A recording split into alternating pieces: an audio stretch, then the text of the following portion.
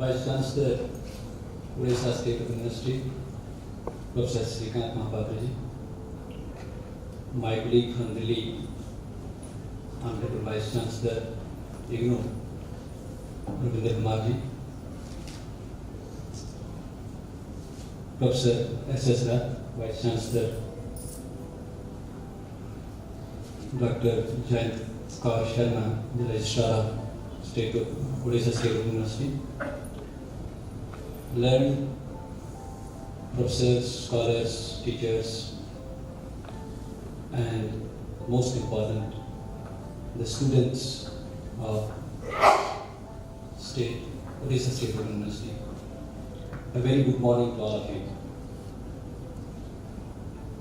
Before I share my thoughts with you, I wish to congratulate this youngest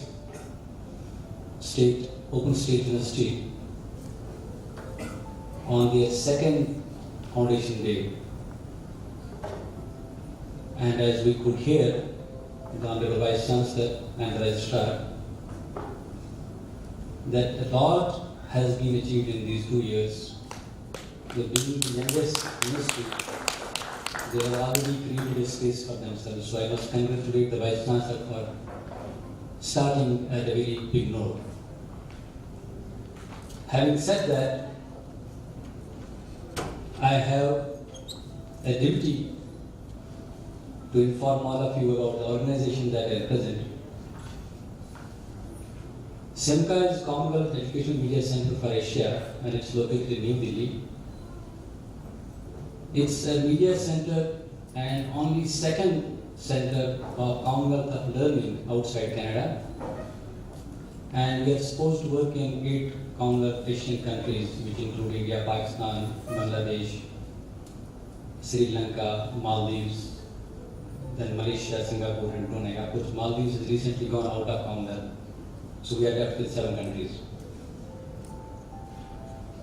And the idea of this CEMCA is to help open and distance education institutions in particular to make the best use of media technology in teaching and learning, to help students wherever they are to benefit from the resources wherever they are. And in fact, Commonwealth of Learning itself has been a brainchild of India. Commonwealth of Learning was established with the insistence of Government of India when they told Commonwealth countries that we should have something specially for the education. So with a lot of efforts, Commonwealth finally agreed to establish Commonwealth of Learning, and the first check of donation for this Commonwealth of Learning was written by India. So we in India, in a way, take ownership of the Commonwealth of Learning, and Commonwealth of Learning has made a mark in the field of education and skills in all the 53 countries in the world. And especially at this particular time, we have a pride of having the top 3 functionaries of Commonwealth of Learning from India. Our President, Professor Asha Kanwar, is a former colleague of Professor Ravinder Kumarji and Mahapatraji from IGNOU. She is the President and the Chief Executive Officer. Our Vice President is also an Indian, Mr. K. Subramanian. He has worked with Professor Vishwanathan. And then our third important person, Director of the Technology, is one V. Balaji. So he is also an Indian. So anyway, it's right from India which is running and leading Commonwealth of Learning. And as you know, for all Indians, wherever they are, our heart and head is always for the development of the country. So our President and our Vice President and our Director of Technology are very keen that the dividends of the Commonwealth of Learning, the expertise that the Commonwealth of Learning has developed over a period of time should reach to our country, that's India. In fact, I was looking at the last year's expenditures of Commonwealth of Learning, and I found out that the highest investment of Commonwealth of Learning, including that of CEMCA, has been in India. So our idea and our goal is to help the governments, to help the educational institutions, to develop the expertise so that we can effectively reach our students who are scattered across the country, various geographical areas, various cultural inhabitations, our social, religious, and economical status varies. We have the poorest of the people and then we have the richest of the persons also living in this country. So our endeavor is to create some sort of a level playing field for the students who are living in distant areas, who are marginalized, who don't have access to good teachers, good libraries, good laboratories, so that they can also excel. Why it is necessary is because when we look at the global education scenario, we find out that the new terminologies are emerging. We hear about global education. We hear about gross domestic product, which earlier was determined by the produced by the industry, but now probably it is more linked to what's called knowledge. We hear about knowledge economy. And at present, gross enrollment ratio in higher education is considered an indicator about the growth and the progress of a country. And given the numbers India has, given the population that we have, 1.26 billion plus population, and 40% of our population lives in the age group of 13 and 40.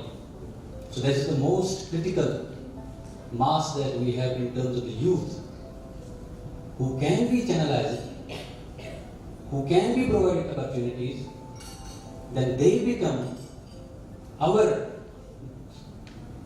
strength to increase our gross domestic product. And that's why probably APJ Abdul Kalam in his book has envisioned that India will become a knowledge superpower by 2020. But then Kalam in his book also has cautioned us that though we have a huge population of youth, talented youth, but a very few of them get an opportunity to get to the best educational institutions. Very few of them go into the IITs. Very few of them make their mark in the best universities of the country. The majority of them are left without proper educational access.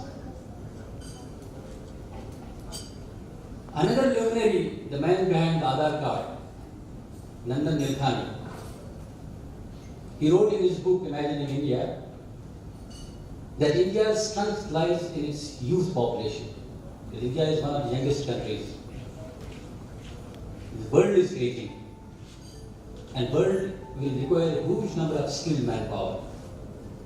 And if we invest our energies in training our youth and give them the skills that are required and that are asked for in the global labor market, then probably we will get the dividends of the global economy, we will get the money, and we will become a knowledge superpower as was envisioned by APJ Abdul Kalam. When we look at our higher education system, we have huge superstructure. 760 plus universities, around 40,000 colleges, then thousands of other institutions, technical institutions. We have around 33 million students, 47 million, and with this 33 million population of students, our gross enrollment ratio is just around 20%. Some say 23%, some say 18%, so I take the middle path of 20%. It is safe. Whereas we see the gross enrollment ratio even of the BRICS is around 30%. The gross enrollment ratio in higher education in the developed countries is above 50%, 89% in USA. So under such scenario, how do we expect that we can become a knowledge superpower with the given infrastructure, which is so huge that we are not still able to increase our GER, thanks to the universities like IGNOU and other open distance universities, that we have been able to at least achieve the numbers. In terms of numbers, we have gone high. Quality, as they say, is a different parameter.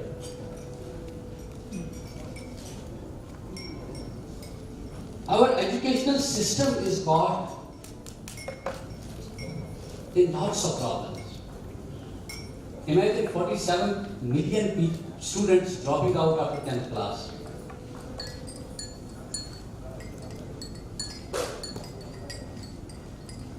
Then the number of students from 1950 onwards have increased 100 times.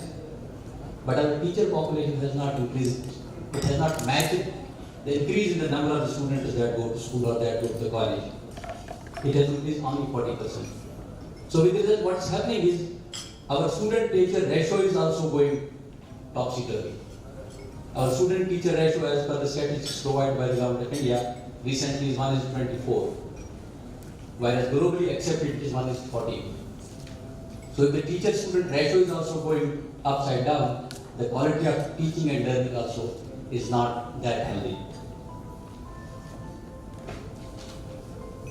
Then we have disparities in terms of the location of the educational institutions. The best educational institutions historically have been seen are in the capital cities. They are in metropolitan cities. And I was pleased to know yesterday when I came that Sambalpur is an exception because it has at least 5 universities and then one open and distance university, and we have also got IIM.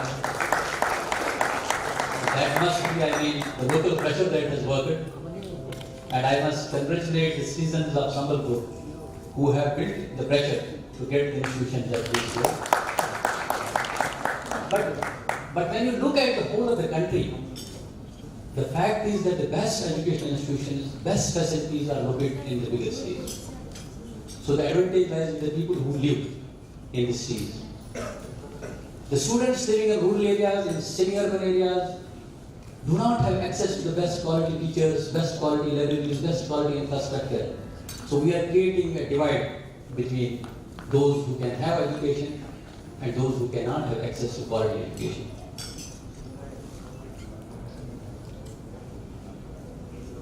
For equitable distribution of the resources, ideally we should create more institutions and better institutions and bigger institutions in all parts of the country. But given the economic and the resource constraints, as on date, India is spending only 4.7%, I think, or 3.97%. I can be corrected on this. Of its GDP on education. And most of it goes for primary education, and the higher education is left with a very small percentage of the GDP. Because our priorities are somewhere else. If we take that into account, then it's not humanly possible to create quality education institutions in cities, in rural areas, in semi-urban areas. Then what can be the most innovative way of reaching to the students in far-flung areas, as Professor Mahapatra was saying, anywhere, anytime, is a judicious use of technology, is the innovative use of technology in packaging the teaching and learning material, and then making it available to students irrespective of their geographical, irrespective of their economical location. So that a teacher from IGNOU can teach students all across the country. A good professor of Jawaharlal Nehru University or IIT Madras will be accessible to the students in far-flung areas, and they will also benefit from that teacher who is located anywhere. And technology has made it possible. Ideally, best teaching and learning takes place in the classroom. When the teacher and the taught spend time together. The earlier concept of the Gurukul, Because Gurukul will teach you how to wake up in the morning and how to sleep in the night and how to spend the day. But that's ideal. It's not possible in today's day with such a huge number of aspirants for higher education. So how do we reach to the students with quality education? Is to extend the reach of the teacher. Identify the best teacher and then extend his reach. And that's what technology is doing. Unfortunately, what's happening is we are teaching technology against the teacher. No technology can replace a teacher. But technology can only become an enabler so that the teacher can reach to more people. Technology itself is not a solution. Technology is only an enabler. At the end of the technology is a good teacher. So while the teachers have to raise their bar, achieve excellence as has been said in their teaching and learning techniques, but then the institutions will have to pump in the technology so that this good teacher in one particular institution remains available to one and all across the country, irrespective of your geographical location. So that's what we at CEMCA are trying to encourage.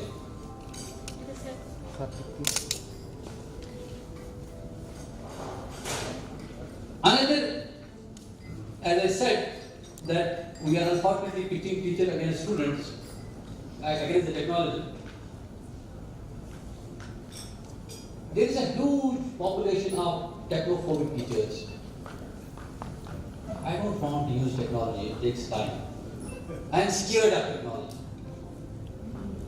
But I think the time has come that we have to try to learn, unlearn our old practices and learn the technology for remaining relevant. When I say so, I have a reason. You see, in today's date, we are all conveniently booking our railway tickets. Yesterday, when I was traveling from Odisha to Sambalpur, and I found that the 6 hours of travel is bone crushing, so I enjoyed, going to the rural part of Odisha, and I really saw a lovely village. But then I thought it is too much of traveling and another 6 hours way back. So I talked to the teacher from Odisha State of University who was with me. I said that I would like to come back if there is a train connection. So while traveling on his mobile, he booked my ticket and ticket of another person on a train for tomorrow. Most of us now are easily booking our railway tickets, our cinema tickets, we pay our EMIs, we buy things using technology on our mobiles. In fact, our mobile has become some sort of a service provider for us. You go to make my trip and go anywhere. Some years back, not very far, only 6 years back in 2010, we never heard about this Ola and Uber. Now Ola and Uber has become our transport fleet. We never heard about Airbnb or OSOU rooms. They book now thousands of rooms without owning a building. And in fact, in today's newspaper, I saw the Niti Aayog chairman has said that in next 6 years, the physical infrastructure of banks will go. Because people will not go to the building where the bank is there. So, bank will not require a huge building. So, the technology is permeating every sphere of our life. And Government of India is investing in a big way in the digital revolution. And I will not go into deep into it because I think we have the foundation lecture around the same theme. And then we have a new generation of the learners. All of you must be experiencing at your home that our younger generation, they are more comfortable with learning through technology. They are able to figure out the smartness of our smartphones which we are not able to do. For the sake of repetition, Professor Mahapatra ji,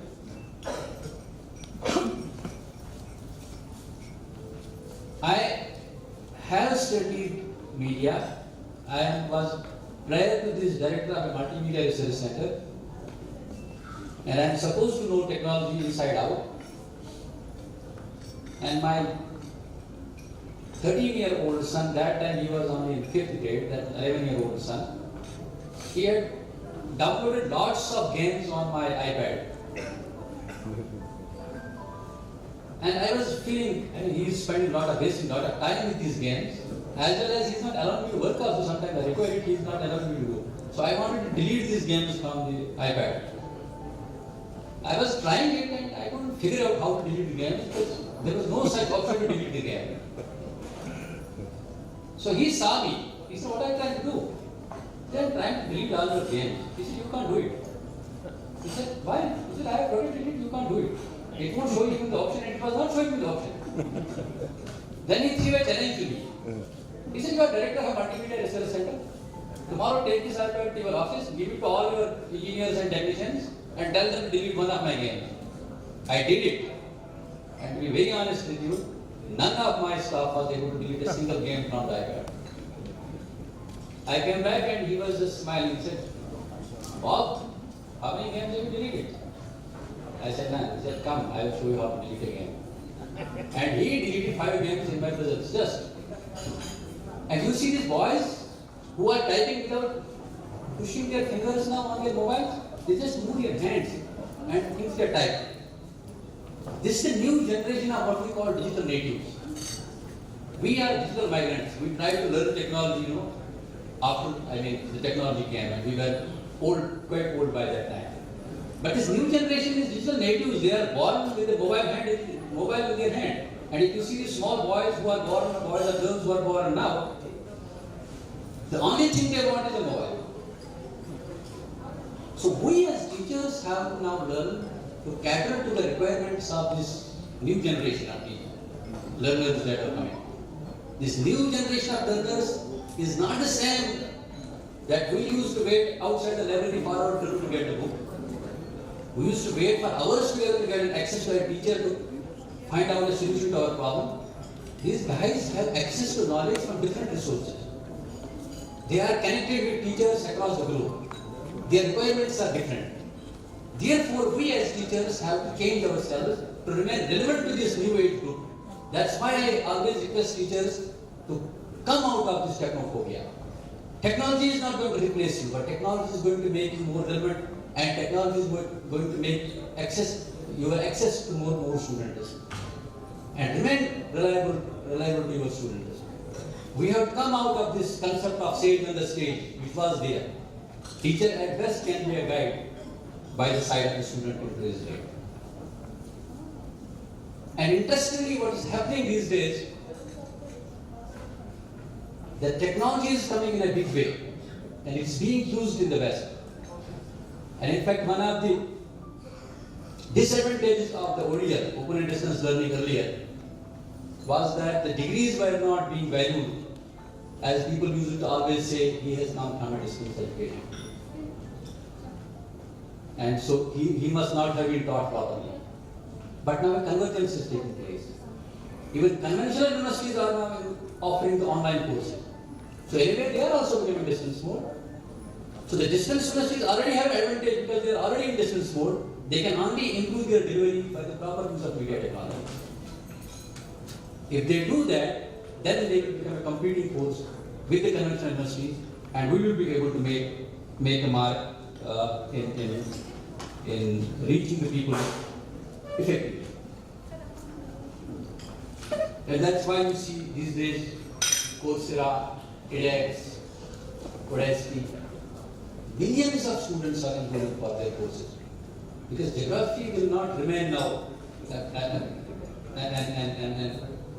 it will not stop you from getting education wherever the teacher is, irrespective of whether he is in India or he is in Bangladesh or he is in Sri Lanka or he is in Pakistan or he is in Malaysia. So long as you have a very good course available, the student is going to take it because your employer is not looking for your paper degree. He is looking for the skill set that you have given to your student. I was pleased to note that number of the courses that Odisha State University has started are more skill oriented. Because if we give skill to our younger generation, we will be able to help them find a good job in the job market. So in this same light, CEMCA is trying to promote massive open online courses as is happening the world over. And fortunately, Government of India has a huge scheme of MOOCs on SWAYAM platform. And we are trying to help teachers to develop courses for MOOCs. And then we are also trying to strengthen the institutions for open education resources so that the course material that has been developed by one particular institution can be utilized by other institutions. I will not take much of your time because I know you have to listen to a lecture, a foundation day lecture to Professor Rasool Kumarji. And in fact, I am also eagerly waiting for that lecture. But I will end my thoughts with this idea, which I discussed yesterday also with Professor Rasool Kumarji and Mahapatraji and Vice Chancellor of the Kolkata Open State University.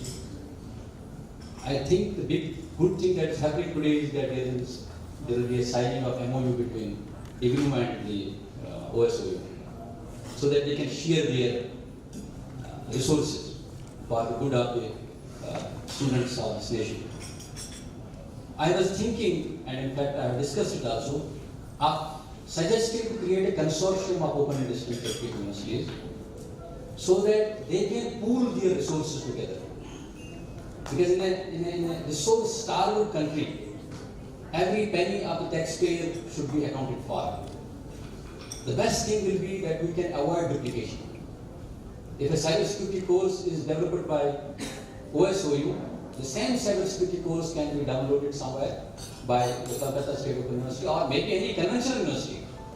They can repurpose the same course, recontextualize it for their own requirements and then offer it. And I request Professor Mahapatraji as well as Professor Rasool Kumarji to take this forward so that it doesn't become an MOU between the two universities, that is the beginning, but we can become a big consortium. And maybe in a later stage, we can involve universities from outside India.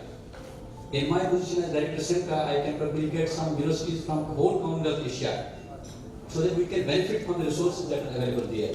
And then our teachers can also have access to the students outside India. So I will always be ready and available. COAL and CEMCA are fortunate to have been provided an opportunity by OSOU to work with them.